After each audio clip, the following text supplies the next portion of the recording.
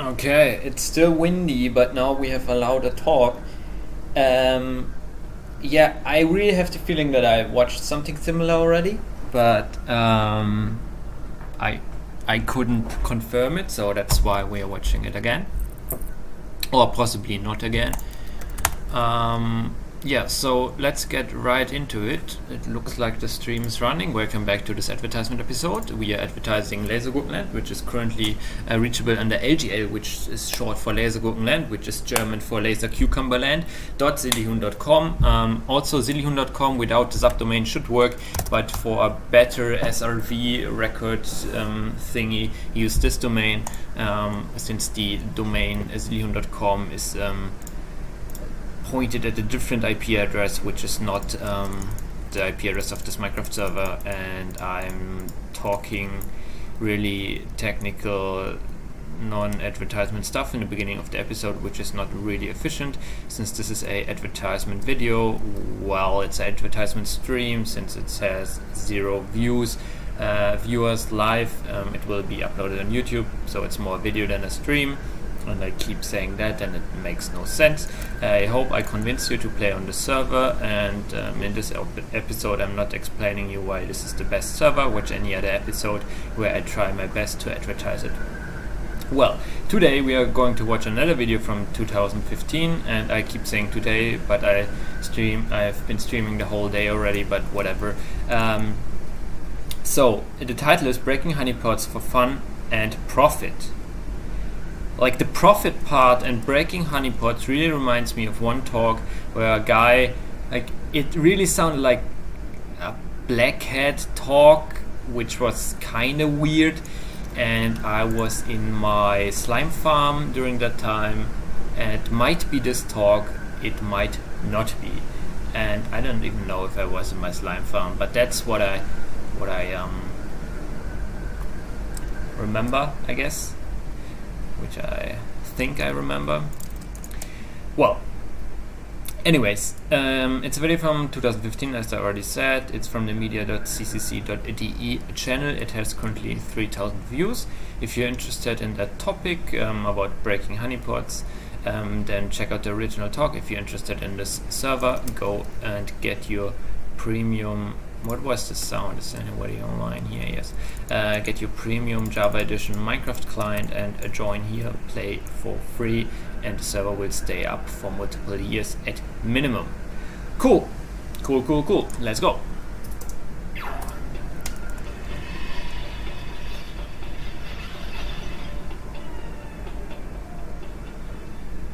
And I have to make an announcement. This talk is just a honeypot.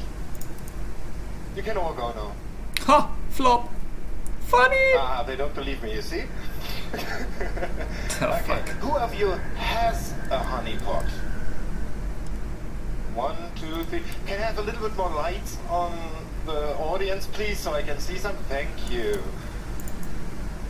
A couple of you have honeypots running. Do you think they are secure? Do you think they can't be used against you? Think again.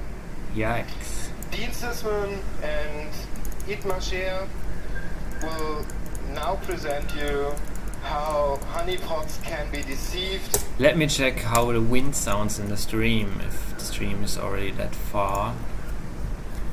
Wait.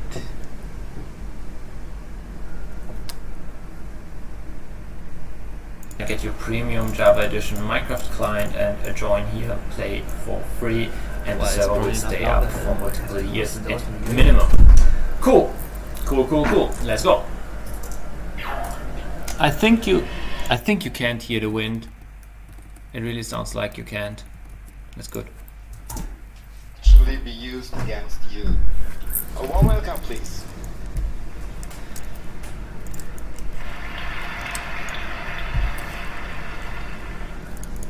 Okay, hello everyone. Unfortunately for us, Scotty had to miss this talk, so we will make do without him. Even though he's a very, he brings a lot of weight to every talk. If he was here, you would realize it's funny because he's fat, but never mind. The fuck? Okay. Love it. What essentially are we going to talk about? what we're going to do is show you how how a honeypot can be used for your advantage, but then how it's been used before and how we can improve on it and what disadvantages it brings when it's being used. Okay, so just a disclaimer, this is a technical talk. We're going to go into a lot of technical material, but as you will see, which is the surprising fact, there's very little knowledge required in order to circumvent a lot of the honeypots that's very popular today. So the technology here is going to be pretty basic and pretty fundamental. And this is about us. We all work together at Symmetria, all pretty, been doing this for many, many years, and this is a big part of our lives and part of the community, obviously. Right, so first of all, I'd just like to talk about what the hell is cyber deception. It's this weird buzzword that you would, imagine like a lawyer using and not really understanding what it means. What we're talking about is we would like to be able to take the attacker's behavior and his methodology and be able to impact it. Because if we're able to impact that, we're able to gain detection, mitigation, prevention, a lot of very interesting stuff that deception gives us as soon as we're able to influence the attacker's decision-making process. Right, so a lot of people have been advancing this field a lot, even a lot of German people. Fred Cohen's deception toolkit was the first thing that ever came out that talked about deception. Les Spitzner and the HoneyNet project have been doing very amazing work, and they've really advanced this field a lot over the last few decades. But what we will be talking about is how the perception of what honeypots can do for us today is very different than what people usually perceive that they do. So what's the difference between an attack and an attacker, right? An attack is a specific piece of technology that he's doing it, awesome. very dynamically and is very hard to capture. And that's what a lot of the intrusion detection tools nowadays are trying to figure out how to detect. And it's very difficult. Everybody knows about the false positive problem and everything. But the attackers usually have a very definitive method of how they work, right? There's the first beachhead, which gets through spear phishing. Then you do lateral movement in the network. You gain domain or admin credentials, and then you look for the intelligence you're looking for, right? And this is very hard to change or very hard to dynamically do differently. And this is sort of how the attacker feels like when he's inside your network, right? There's this fog of war where I've infiltrated a network, and now I want to get to the information I'm looking for, but I have no idea what's going on. And this is one of the only advantages the defenders have over an attacker. And that is that they know their network much, much better than the attacker does. So why not use that advantage for your own benefit, right? And if we look at this in a more strategic way, in the US Army, in the Air Force, they came up with this methodology called the OODA loop. And OODA means observe, orient, decide, and act. And this is like a strategic algorithm for tactical situations. And if you can influence the observation period, then obviously you're able to influence the entire behavior of the attacker, right? So what we basically want to do is this, right? Even though this is a bad metaphor because the wily coyote usually loses to the roadrunner. But this is essentially what deception is and what honeypots have been trying to implement, right? So this could actually be a very big change if we're able to deceive attackers, right? Because deceiving an attacker might be something that's very economically cheap but very expensive for the attacker, which is something we don't have today. And when we're talking about what's the elements of doing cyber deception, it all comes down to something very basic, which is the decoy, which is this one unit of deception in a digital network, right? Okay, so one of the advantages of doing this is that when an attacker gets to a decoy and attacks it, by definition, nobody knows about this decoy, nobody should be accessing it, nobody should be talking to it. We know that whoever is talking to it on our network is an attacker or some sort of threat that's looking around and doing stuff he shouldn't be doing.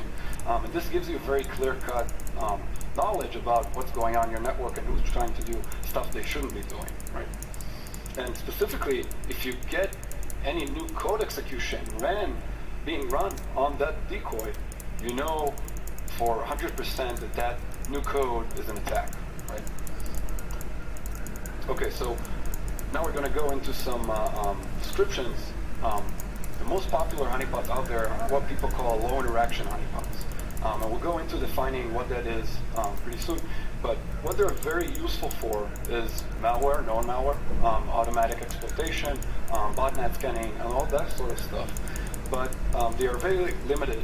And the reason for that is they do emulation of stuff on the network, right? They don't do the actual stuff, they just simulate it. And then when an attacker reaches it, there's a risk for the defender. And that risk is that if the defender doesn't deceive the attacker in 100%, if an attacker is aware of being deceived, he can use that against the defender, right? If you know where a honeypot is deployed in a network and you want to attack that network, all you'll be doing is just DDoSing that honeypot, because the alerts from that will take all the attention of the defender, and then you can go about it in whichever way you want. Okay, so what's the difference between low interaction and high interaction honeypots? So low interaction is, like we said, is just a simulation of some network protocol. High interaction honeypots are the actual machine themselves that the attacker can actually successfully attack, right? Because we want him to be able to do whatever he's doing and feel like it's a real machine. And now for like a little understanding and terminology, is being able to fingerprint a honeypot. Is that a vulnerability? Well, it's an interesting question because, for example, Tor has a lot of code execution vulnerabilities. These are pretty obviously vulnerabilities, but in Tor, what we're actually interested in finding is the user's original IP, right? Because that's the objective of Tor. So, for example, if you could find the specific IP of a Tor user, is that considered a vulnerability? Well, we feel it is, but the terminology here is pretty gray area. Right? Okay, so when we're talking about low interaction honeypots, those are just simulations of network services, right? It could be SMB, SMTP, DNS, all the popular stuff that hackers are looking for and wanting to exploit. It's pretty easy. Just basically what happens is people write some sort of script that implements the protocol's behavior and the way to answer queries and everything, and then we can see who's talking to us, and that way we can monitor what's an attacker and what's not. High interaction honeypots are the actual systems themselves. So for example, if I'm trying to show an SMTP server, what I'll be doing is actually have a real SMTP server running. And the difference is that this is much harder to monitor, right? For example, if you put a Windows machine and try to monitor all the SMB traffic to it on the network, it's insanity, right? Because the amount of noise is incredible. And then we, again, go back to the regular problem of, false positives and how to differentiate noise from stuff that isn't noise. Okay, so when we started this thing, we tried and found out who else knows how to find honeypots in networks. And Shodan has this interesting website, which is called Honeyscore. And Honeyscore, you give it an IP, and then it tells you if it's a honeypot or not. And we started playing around with this, and we couldn't get it to say something is a honeypot, right? So we actually created online public-facing IPs with honeypots and gave it the IP, and it couldn't detect that it's a honeypot. So we tried and figure out what does it actually detect, and then we found out about something called Conpot, right? So Conpot is a SCADA-type honeypot. What it does is it looks like a SCADA machine, but it only implements a very small part of the protocol. And what happens, one of the Shodan guys did some research into how Conpot works. And he found out that every Conpot implementation out there has the same name, which is Mauser Factory, right? Which is not very deceiving.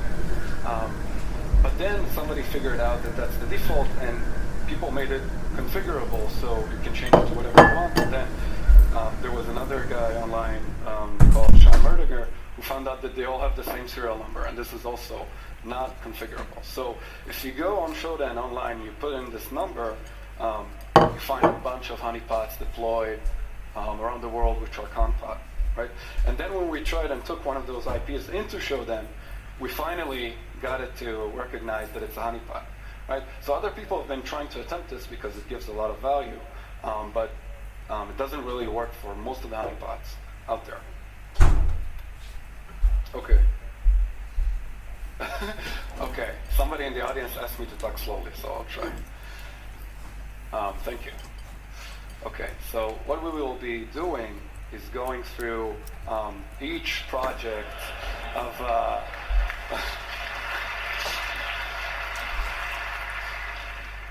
what we will be doing is going through a lot of the popular honeypot projects, from the most simple implemented ones to the most complex ones, and show how each gives you another layer of deception, but how we use that layer and circumvent it or use it to our advantage, right?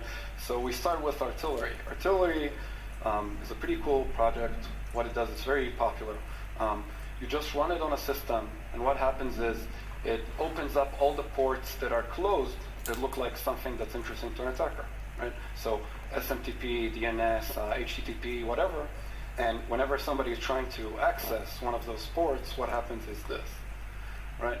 So it just gives you random information when you're trying to access one of the ports that artillery set up, and then it blocks you away. The way it blocks you is by putting in a rule in the IP tables for your IP, right? So the thinking is, I'm defending in a network, right?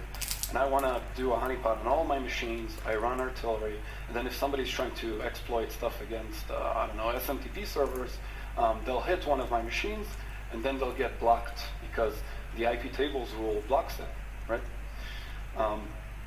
Obviously, this doesn't look very deceiving, right? If I'm an attacker in a network and I'm trying to talk to some sort of port, this doesn't look like SMTP. Like I said, what it does, it just gives you random data, no real deception being employed, but it blocks the IP that it sees, right? This is very dangerous. The reason for that is, if that network doesn't have any protection against network spoofing, you can spoof any IP you want, and artillery will block it. The reason being is you can just send it 2 packets with the source IP changed, and it doesn't try and connect back to the original source and see if they're true, right? So just by sending 2 packets, you can make the machine that's running artillery block any IP you want, and this even works for the gateway, right? So Interesting. You can just make it drop from the network completely and not have any network connectivity. Wow. Right, so what can we learn from artillery's work is that if there's a port and nobody should be touching it, and somebody is touching it, then that's an indicator of attacker activity. Right, so now let's switch our hats and think as attackers. Now that we know that artillery is out there, what do we do? So now we need to consider that every place we're connecting to might be a trap, and we need to check if it's actually real, right? Okay. And next we go to Bear Trap. So Bear Trap actually implements some of the services it's broadcasting and tries to make sense of it. The biggest one it's trying to implement is FTP, right? And when you talk to Bear Trap on FTP, you get this banner. Now, if you know Bear Trap is a honeypot, getting this banner is sort of shooting yourself in the foot, right? It should have just said, "Hi, this is a honeypot," right? So this is bad. But actually, the banner is configurable, so you can change it to do anything you want, but getting this as the default is already pretty, not considering how to actually really deceive an attacker. So another thing we tried to find out that isn't configurable and ultimately detects Bear Trap is that anything you give as an FTP protocol command just returns 530, okay? This makes no sense in the definition of the protocol. So no other service in the world should be acting this way, and this is a clear-cut way of detecting Bear Trap, right? By definition, the protocol, when you give it a user command, it has to it has to return specific answer. And returning 530 doesn't make any sense because it's not a specific answer that's expected. So this detects bear trap very effectively, right? And if we look at other FTP servers, like VSFTPD, which is very popular, what happens when you ask for certain stuff, it replies with a certain reply, right? Cool. So bear trap also suffers from the same problem with IP spoofing as the artillery. It does the exact same thing. As soon as it sees somebody connecting to it, it asks for the user and password. As soon as that is passed on, it blocks you through an IP tables rule, and of course it doesn't check anything, so if you IP spoof, you can also drop that machine completely from the network. Right, so what did we learn from bear trap's work is that if you implement the service, it's much smarter, much more deceiving to an attacker. But now if we're looking at this from an attacker's perspective, I should be looking for indicators of deception, right? So now attackers should be looking for the stuff that would make it obvious that this is a honeypot, like that bear trap part in the banner, right? Okay, so now we get to HoneyD. HoneyD is probably the most well-known honeypot. What it is actually, it's much more of a platform than an actual honeypot. And this is pretty cool because it makes you able to write different things into HoneyD. So essentially, you can create different types of network services, and for each network service, you put in a script that implements that protocol, right? But the problem is that HoneyD comes with a lot of default protocol scripts, which everybody uses because you don't want to be, replicating very well-known protocols like FTP or SMTP or DNS or SSH or whatever. And in these protocols, you can find a lot of very easy ways to fingerprint HoneyD, right? So first of all, when you use HoneyD for something that resembles an IIS server, there's this command on the top that HoneyD tries to implement because it's a way that a lot of automatic online scanning tools use to try and find ways of getting your lists from IIS servers. This was an old vulnerability in IIS. And what happens is it returns the exact same reply every time. And if you look at the modification time on those files, this is a server that nobody has touched in over 15 years, right? So first of all, this is not very believable, and secondly, very easy to fingerprint in order to detect HoneyD, right? So if we look at the other service protocols, there's a lot of other ways to fingerprint. For example, the FTP doesn't support the DELE command, which lets you delete files. I'm assuming they did this on purpose because it's very scary to enable deletion of files on a honeypot, because if you have any sort of bug in that, you're really risking your system. Secondly, the SSH script, for some reason, doesn't do anything. It just opens up the port and doesn't reply at all. So that's another way of detecting it. And in any case, it will be very obvious to the attacker that this is HoneyD, right? So how would I go about fixing that? For example, in IIS, I would just return an empty dir list, and you have to really realize that there's a lot of information there. You have to make it believable. Both the timestamps, the byte counts, and the volume serial number, you should randomize them periodically. That's the only way to make it look like it's actually real, right? And what can we learn from HoneyD's work is that if we implement the service, we have to give no obvious indications. And as you realize, there's no place in the replies of HoneyD that it writes, "Hi, I'm a honeypot like bear trap," which is a huge step forward. But now from an attacker's perspective is now that every service that we're talking to, we should be looking if it's partially implemented or actually really implemented. Right, so next up is Nova. Nova is pretty cool.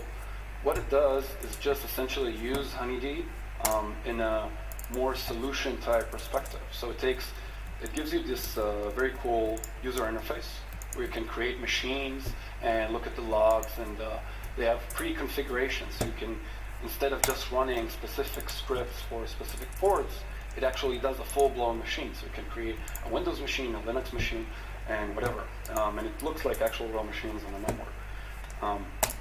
The problem is, when you create a Windows machine, the default Windows config has no NetBIOS service script. Now, NetBIOS is a very old protocol which exists on every Windows machine, and there's a lot of usage in the networks for Windows machines using NetBIOS for network discovery. So what happens is, what Nova does in its basic configuration, its default configuration, is create an open port for NetBIOS and allow connections to it, but it doesn't implement the service at all. So there's this open port which you can talk to, but it never gives you any answer. This is a situation that would never happen on a Windows machine. The only two options is either it would talk to you, or if it's firewalled off, then the port would seem closed. Right? So this is something that clear cuts shows that this is a Nova Windows machine. Right? A possible fix for this is maybe including the latest version of HoneyD, which also has the NetBIOS script implemented, or just not opening it so it looks like it's firewalled. Right? So what can we learn from Nova's work is that we should implement the service completely, right? And now from an attacker's perspective, we learned that we should look at the set of services completely, right? Make it seem like it's one whole machine, and then realize if it makes sense. Okay, now for Kipo. So Kipo is pretty cool. Kipo is a medium interaction SSH honeypot, which means is it actually gives you an SSH shell which you can use, but this is only partially implemented, of course, because it's being monitored. So there's been a lot of research over the years on how to detect SSH. One of the ways... What? Didn't my last Elytra... I can't remember when I exchanged the Elytra that I like previously, like my second last, I don't know if it's a word, Elytra. And I just decided to do so because I had one lying around and wasn't it fully repaired. Am I not getting enough XP? Am I flying too much? Did I had a better Elytra? Is there any better Elytra than Mending and Unbreaking 3? I don't know. That people have been talking about is obviously, like we've been discussing, a lot of the commands aren't implemented. But one of the commands that is implemented is wget. The reason wget is implemented is because when an attacker accesses that SSH honeypot, you want him to be able to download his tools, his malware, and stuff he wants to run on the machine. So they're actually implementing wget. And this is a pretty big issue, because this could be used for DDoSing other machines through the SSH honeypots. It could be used to port scan other parts of the network.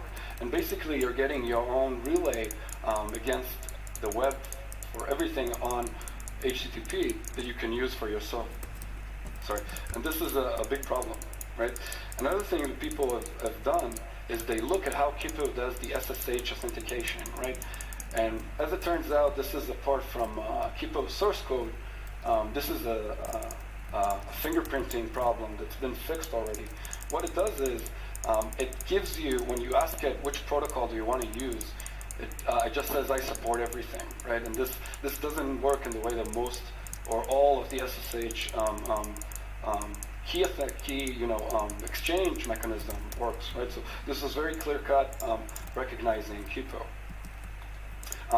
And after all those fixes, we were interested in looking for something that, even after all that, still identifies Kipo. So we found a few things. One is that if you run the command uname, it gives you the same thing all the time. The only difference that it does is it changes the name of the machine that you chose in your configuration. Now this is pretty cool because it gives the compile time of the kernel. This is a pretty unique identifier. So if you use this string and look it up on Google, what you get is a lot of people who are IT admins who are connecting to stuff on their network, and they're saying, guys, this is an SSH machine on my network, and it's acting really weird. I have no idea what this is. Here's the uname if you guys can figure out what's wrong with it, which is pretty funny. So a possible fix for this issue is either give the actual machine's kernel timestamp, which Kipo is running on, or just randomize it from a logical set.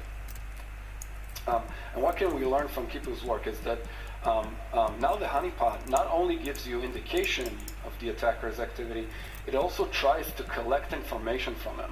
And this is pretty cool because the more information we get from the attacker, that we can say this is the attacker's tool set or the stuff he's doing, we can create stronger mitigation, right? Because if there's an APT that's attacking us and they put the sample on that SSH Kipo machine and we block that sample, now we gain some sort of mitigation.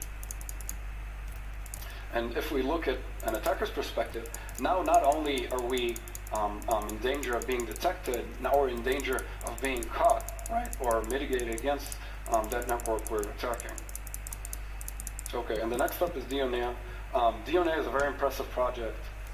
If I'll go ahead and read the description, Dionea's intention is to trap malware exploiting vulnerabilities exposed by services offered to a network. The ultimate goal is gaining a copy of the malware. And this is exactly what we talked about. The ultimate goal of deception against attackers is gaining their tools, right? Gaining the malware, gaining the CNC server, gaining the exploit, the credentials, whatever, right?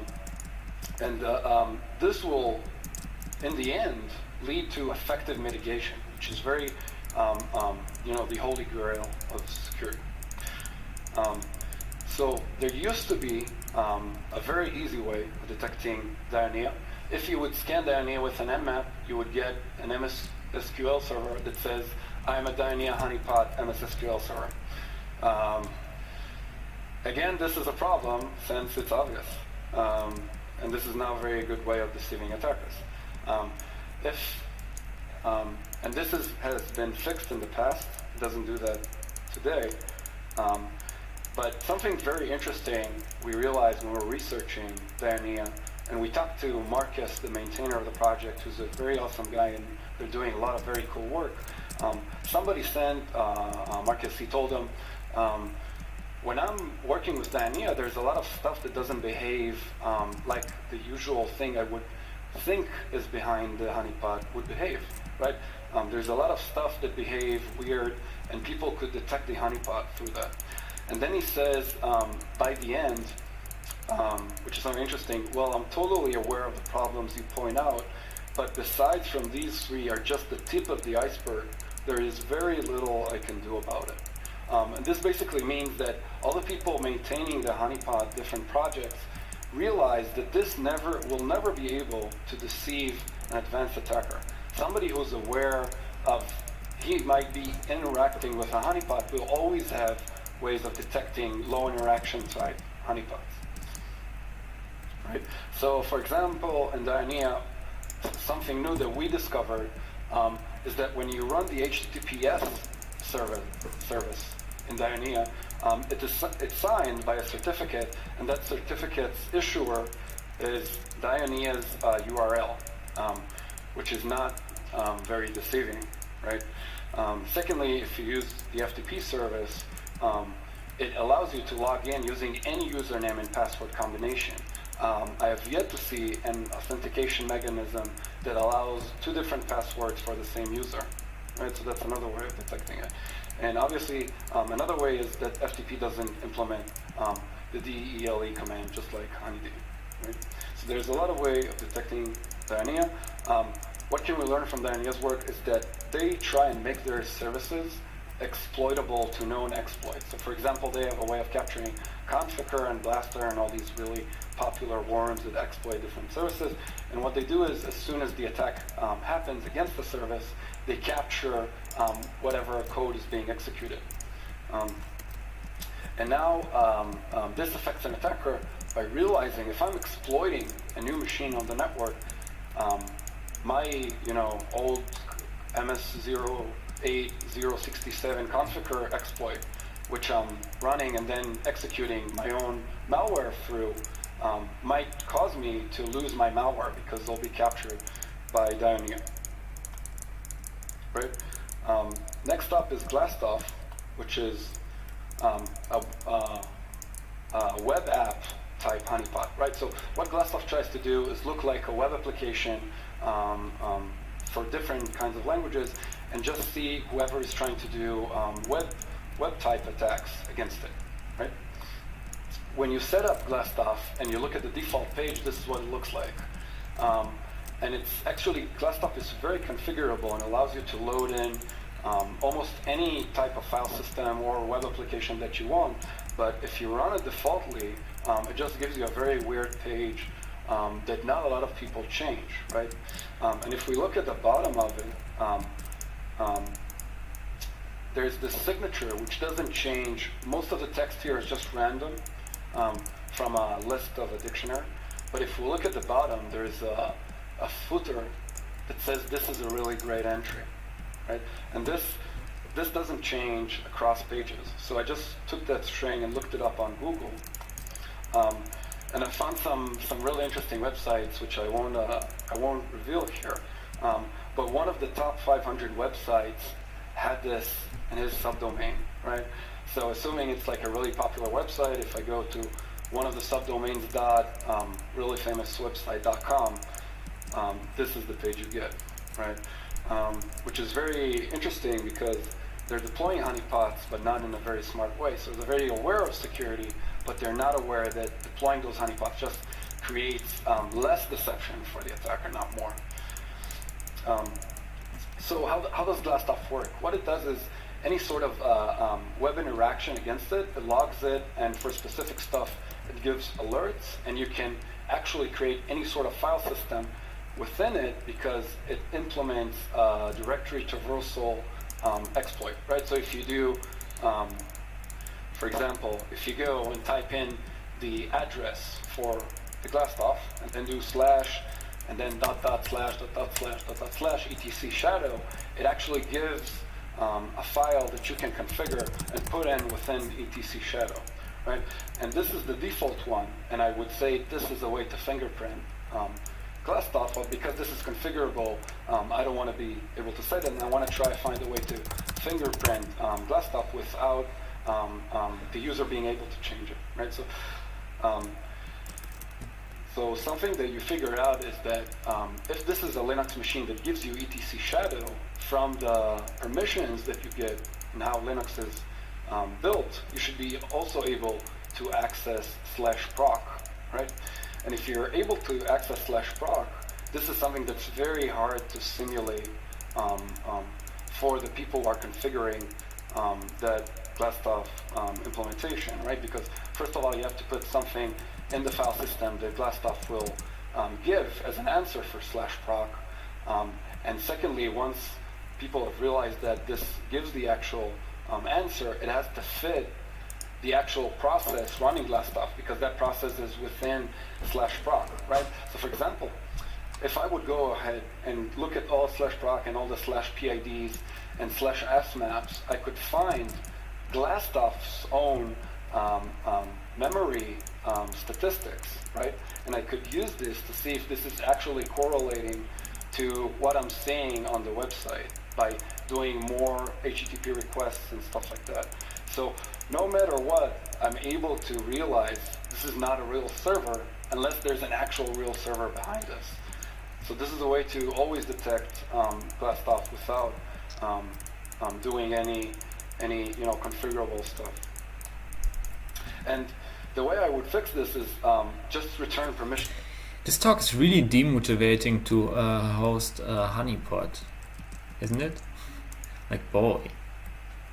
It's like, it doesn't make sense at all, it's so detectable. Sad life. Alright. Denied on /proc, but this again doesn't make sense in a Linux sort of way, so it's not an actual real fix. What can we learn from Glassstaff fork is that Glassstaff is the first one that lets you actually load the file system for that machine. So it's not only giving you network types. Is that German? Like Glasstopf? Like honeypot? It's like glass pot in German? I don't know. To deceive the attacker. Also the actual machine's content, right? And for an attacker... Like glass because it's transparent and stuff, and tough because it's German and stuff. I don't know. Possible. This risks you in attribution, right? Because you have an online connection against that machine and you're putting in stuff into the file system which you are interested in. So for example, Defender could put different types of files and see which files are being taken and where they are taken to. Right, and the last one is KF Sensor. Now, KF Sensor is interesting because it's an actual product. It's a honeypot for Windows. It's not open source. It actually costs money. It's been around for, I don't know, I think like more than 10 years. Wow. If you go to its website, it looks like AOL in the year 2000. Shit. Actually, a lot of people are actually buying and using it. And it works somewhat well. It gives you this very large graphical interface which you can use and configure almost every single type of service on a Windows machine that you want. But it's pretty weird for a lot of reasons. When you do the default configuration, it gives you alerts on broadcast requests. So this is pretty bad because essentially what it means is you'll be getting alerts all the time automatically as soon as you put it into the network. And the default configuration for the software also makes this siren sound as soon as there's an alert. So maybe that's strategic to force the users to play around with the configurations to have more independent and well-configured honeypots that then are more efficient, and then they have more happier customers which recommend this tool. Maybe possible. Maybe it's just marketing. whenever we were working with it in our research, you would just... I mean, why should you bother starting to dive into configuration if it works out of the box? And if you have to configure it straight away, then you're more likely to keep configuring it if you're already on it and if you know where to do it and how it works and stuff like that. It really sounds like it's something like that. It really. Set it up, and you would just hear this ooh, ooh, ooh all the time going on. So it gave us a lot of... awful. I think it was horrible. Yeah. So it gave us a lot of humorous moments during our research. So how do you identify KF Sensor? So if you set up the HTTP service, it gives you this default website which you can just, again, Google up online for the source code, and then you find a lot of different KF Sensor deployments because there's a default website that nobody else has. When enabling HTTPS, the port is open. So he's really advertising the next level game. He gives the impression that every attacker out there really knows every honeypot and its signature and has an exploit ready for the honeypot, and that real honeypots should be disguised as other honeypots, and their honeypot is an exploit for the other honeypot, and then the attacker thinks he exploited the honeypot with a honeypot exploit, but it was a different honeypot disguising as a different honeypot. And then you have somewhat basic honeypot that works against script kiddies, but I doubt you need that much of crazy stuff. If one is skilled, he will fuck you. If one is not skilled, your honeypot will work, right? I think I really want to keep the motivation on hosting honeypots because it's such a demotivating talk. I hope we are almost halfway through. Maybe he changes the mood of the talk and comes up with some crazy nice solutions and stuff like that. But I have the feeling it will keep going the world is doomed and hackers will always win and we are all going to die. But let's see. He probably doesn't want to give this impression, but well, what can I do? That's what I feel when listening. Service at all. This is similar to what happened in some of the other examples we've said. And it also has a configurable amount of concurrent connections before it blocks somebody. And then it's vulnerable to what we talked about that Bear Trap and Artillery are vulnerable for. That's if the network doesn't protect from IP spoofing, it just allows you to drop machines from the network as much as you want. Okay, so what can we learn from KF Sensor's work is that even outside the open source ecosystem, the issues are still the same. So this is not something that just comes from being open source projects. This is from any type of low interaction honeypot that's trying to be implemented. Cool. So now after we had all these types of ways of figuring out deployment and how to detect honeypots, we said, let's just look everywhere in the world that honeypots are deployed. Maybe it'll be interesting. And what we did was we used the ZMAP project, which is a way of scanning all the internet very quickly. And we took one of their scans, daily scans for HTTPS certificate information, and we did it for 1 day. This was for the 14th of July in 2015. And we looked at who would have the Dianea certificate, which is the, remember, dianea.carnivore.it, right? And every website that has that as HTTPS is by definition a Dianea honeypot, right? So this is the results. Not very high resolution. It's very obvious to see that the most honeypots in the world for that day that are Dianea is Taiwan. Second place is the United States, and then all the other countries are pretty, much less significant. This is the complete country number deployment. The way we figured out which country belongs to which IP is through regular geolocation IP methods. So this hinges on the validity of those methods. And there's a few interesting stuff here. For example, you can see a lot of countries you wouldn't expect to have honeypots, like Tanzania or Zambia, which actually have more Dianea honeypots than Russia, for example. Other countries which you would think are here are not, like Israel, my own country, which does a lot of cybersecurity. And some interesting countries are here, like Iran, for example, which we will go into shortly. So then we tried and figured out which organizations are hosting these honeypots. The biggest one was there's one Taiwanese ISP that hosted a huge amount of honeypots. I'm thinking just the guy there really loves Dianea. He's like, oh my God, every spare IP I have, I'll just forward to a Dianea machine. I think there's another guy just like him in the United States in one of the universities. I'd love to get those two guys to meet. That would be an interesting meeting. Another one in Taiwan, another university there. And one of the more interesting ones is that there's one of the top cloud providers had 80 honeypots in his network. But what's interesting is they publish what IP ranges the cloud is in, and there's the other IP ranges which are part of the organization that aren't part of the cloud. And some of the IPs we saw for honeypots were not in the cloud range. So it's either hiding what's the real cloud ranges of it, or it's just honeypots within its corporate network, right? Some specific interesting organizations which we've anonymized. There's a Ministry of Defense for one of the European countries, an international economic organization, one of the US municipal authorities, and a South African financial services company, which is a pretty random list. I have no idea why, but it's just interesting to see. Some more organizations, Taiwanese government authority and a computer manufacturer, a Japanese infrastructure project, another Cambodian government authority, and there's actually a malware research blog.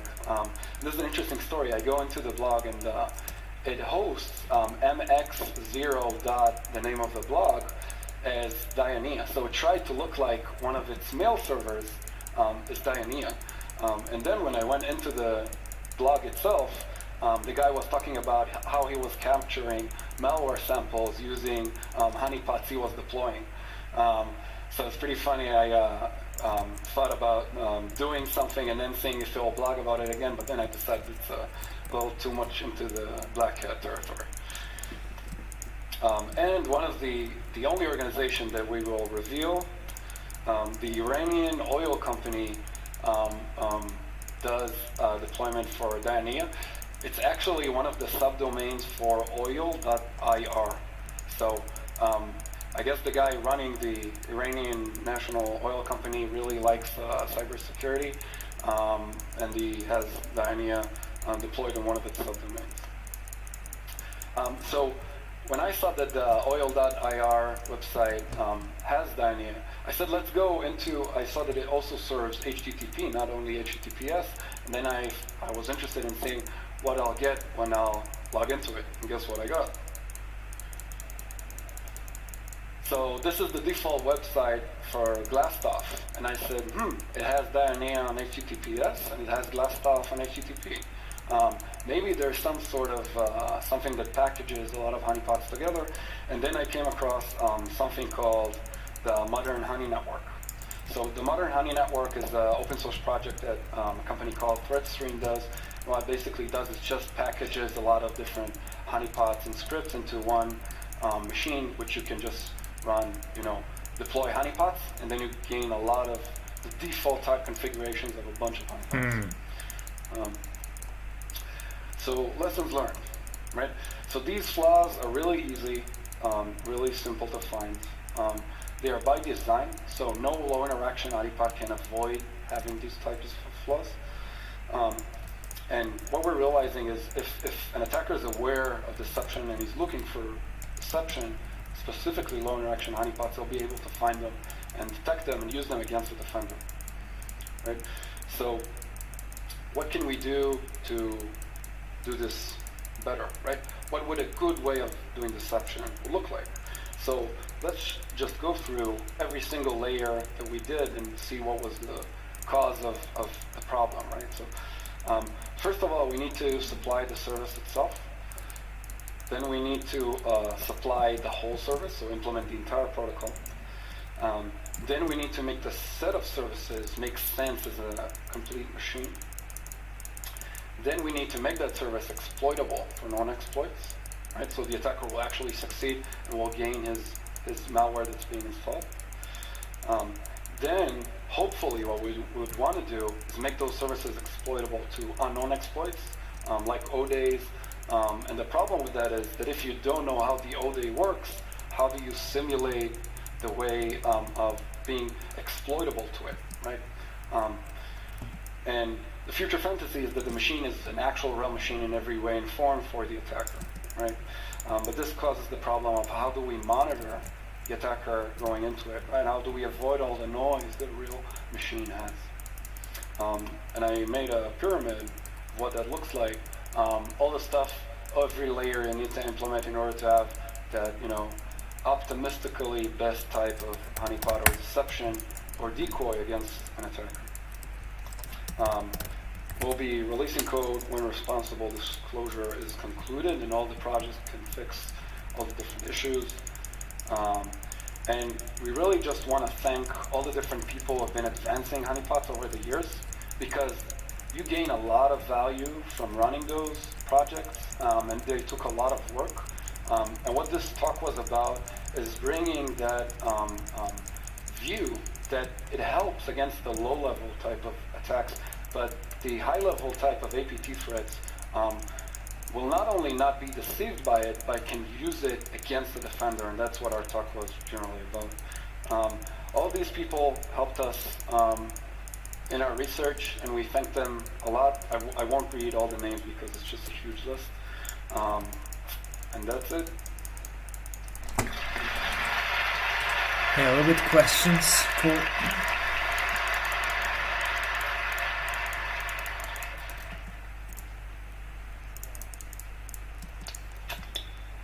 So for any question, please come in front of the microphones, or you already did. That's nice. Let's start with microphone 1. Ah, it was empty anyways, wasn't it? So hello, thank you. Following your talk, there is a very simple idea I had directly in my mind. What I would do is, I would copy some of the mistakes of the honeypots in my real system. That is completely nice. And I would fix some of the problems you have discovered in the honeypots. And this mix I will present to the attacker. I think this will be fun. Okay. Okay. Well, I think one thing that is worth noting is that some of the honeypots projects actually had a decent, they provided decent deception tactics, but if you just deploy the default configuration without thinking about it and just thinking, oh, I'm secured, then this is not the good thing to do. So you just need to really think about the consequences of what you're doing when you're deploying an honeypot. A question from the internet? Yeah, so it's more of a remark. So using a default configuration is not exactly the software's flaw. So if you are too lazy to change all the banner text and too lazy to change the file system in Kipple, for example, and just take the default of everything, then yeah, people identify you. But changing these default configurations would individualize your honeypot, so the fingerprinting probably wouldn't work, right? Yeah, so this is a true remark. For every project that we've researched, we have a way of detecting it no matter which configuration it has. The reason we mentioned the default configuration problems is that, like we saw, there's a huge amount of people who deploy the default configuration. So optimally, you would want the default configuration to not be that easily detectable, but it's true that you should never count on the default configuration being used or change it to individualize it. That's a very true remark. Microphone 2, please. Wouldn't it be a good idea to use an actual real FTPD and write a module for it to emulate the file system or something like that? Yeah, so basically this is like a trade-off, right? If you do an emulation, you're exposing yourselves to the risk of being identified. Like we said, by definition, when you do an emulation, for example, zero-day vulnerabilities will not work. So there's always a way to identify you. If you do the actual real machine, then the problem is how do you differentiate the noise and the regular stuff going on from what an attacker will do? Or, for example, how do you even see the attacker's interaction if you don't monitor every part of the protocol, right? So, for example, in Kipo, during the SSH key exchange, you wouldn't be able to figure out that what he was doing was something malicious because it's something that you don't know is an attacker's interaction versus just, I don't know, like something that's scanning the network or something like that, right? Microphone 4, please. Okay, so what if I turn it around? What if I make my real services look like honeypots and like make them give up Isn't that like the first question? before trying? That's a very cool idea. There's actually a friend of ours who does a startup who does exactly that. Now I get it. No, it's different. It's more like the other talk where, about antivirus that I watched in my outpost farm. My farm where I had all these fences on my way to like infinity. I don't know if you remember, if you watched that. And there was a talk about antivirus and about goat files and stuff like that, which are really similar to honeypots. So that antivirus had files that are usually called goat or contain the text goat, and they want to see what the malware does with this in a sandboxed environment, and if it encrypts it, then it's sacrificed like a goat and stuff. So the idea was, I don't know if it was my idea or you mentioned in the talk, to use goat files on your real system to then stop the malware from encrypting. So because the malware thinks it's in a sandbox environment and it doesn't want to be detected, so it doesn't encrypt stuff, and but it's in a real environment, so you're safe from malware that is actually running or like on your system, but it doesn't run to not get detected. Which is a similar approach if you think that a attacker won't continue attacking a system if the attacker thinks that it's only a honeypot. But I think humans act a little bit different than automated malware, and they might still poke around with the honeypot and try to exploit the honeypot. They might realize they are in a honeypot, but they still might pursue it and keep on investigating to exploit the honeypot, and then they maybe even realize that it's not a honeypot. So this is a funny approach, but I think it's more dangerous to do this than with malware if this is your only like defense mechanism. Makes the real machines look like honeypots, and that way tries to make attackers not attack them. Yeah, cool idea.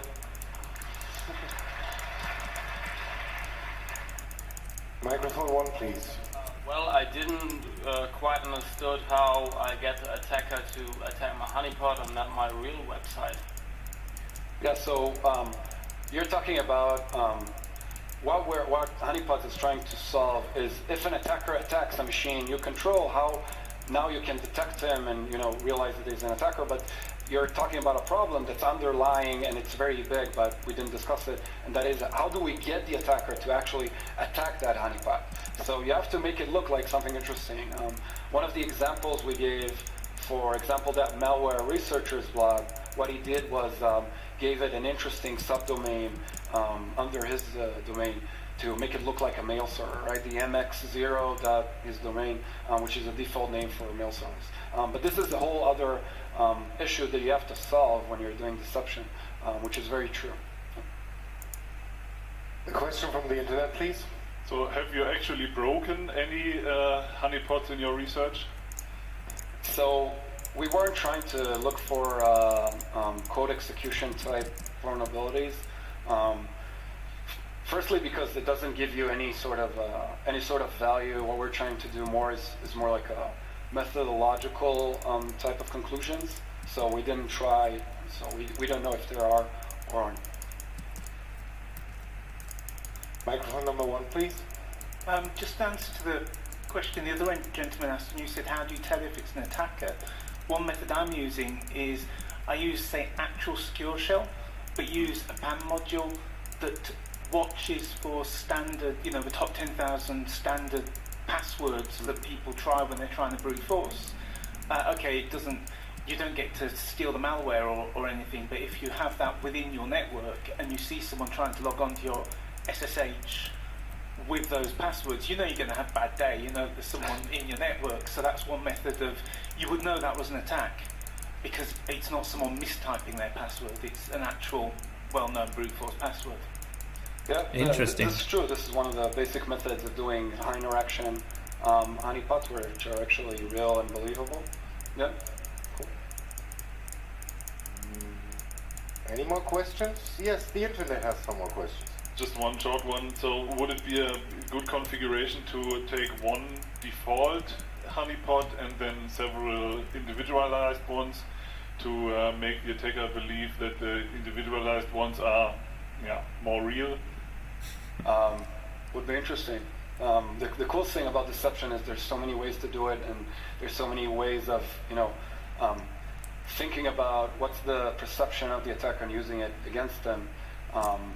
So yeah, there's a lot of stuff you could do. And one of the basic things that you need to take into account when you're talking about deception, there's different levels of deception. If for example, what you're trying to dealing with is mainly script kiddies, then you don't need to deploy high interaction honeypots and real machines, which is pretty costly. You can just deploy the honeypot that we discussed about, just not with the default configuration that is obviously broken. You have another question from the internet? No? Any other questions from the room? No? I close the talk now. Thank you very much. Thank you very much. Okay, that's it for this talk. Was really interesting, and it wasn't the talk I watched already. It was not very black hatty like the other one. That was about breaking honeypots. Isn't that also about breaking? It's about detecting honeypots. Yeah, it's a little bit different. But both talks had like a really weird, taste. Taste is probably not the correct word. Whatever. Yeah. Maybe honeypots is just a topic that, triggers me. Whatever. So that's it for this advertisement episode. I hope to see you in game. And yeah, bye.